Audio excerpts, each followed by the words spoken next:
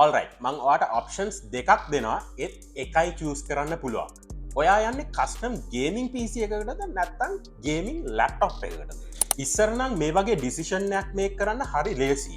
ඒ දැන් gaming laptops අපි හිතා ගන්නවත් බැරි ලෙවල් එකට පවෆුල් වෙලා තියෙන්නේ.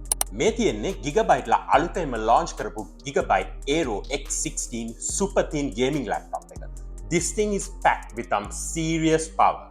ලැප්ටොප් එකක් හොඳ වෙන්න මොනවද තියෙන්න ඕනි? හොඳ eye catching look එකක් තියෙන්න ඕනි, performance තියෙන්න ඕනි, of course portable වෙන්න ඕනි. ඒ වගේම ඔයා එකට throw කරන ඕනෙම දෙයක් කිසි ගාණක් නැතුව handle කරගන්න පුළුවන් වෙන්න ඕනි. Gaming, video editing, day to day tasks වගේ දේවල් මේ ලැප්ටොප් එකට කිසි stress එකක් නැතුව handle කරගන්න පුළුවන්. Performance pack කිව්වට මේක specs ටික කිව්වේ නෑනේ. මේක Ryzen 7 AI 350 processor එකක්, RTX 5060 8GB VRAM එකක්, GPU එකක් වගේම all day වුණත් ඔයාලට game කරන්න මේක එනවා WUXGA 165Hz 16-inch IPS display එකක්. බලන්න මේ කොච්චර slimද කියලා. මේක ඔයාලට backpack එකේ දාගෙන ඕනෙම තැනකට ගිහිල්ලා university එකේදී වුණත් නිදහසේ use කරගන්න පුළුවන්.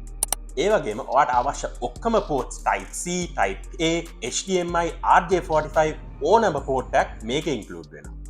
ඔයා මේ වගේ හොඳ solid all round AI laptop එකක් බලනවා නම් Gigabyte Aero X16 laptop එක අනිවාර්යෙන් consider කරලා බලන්න.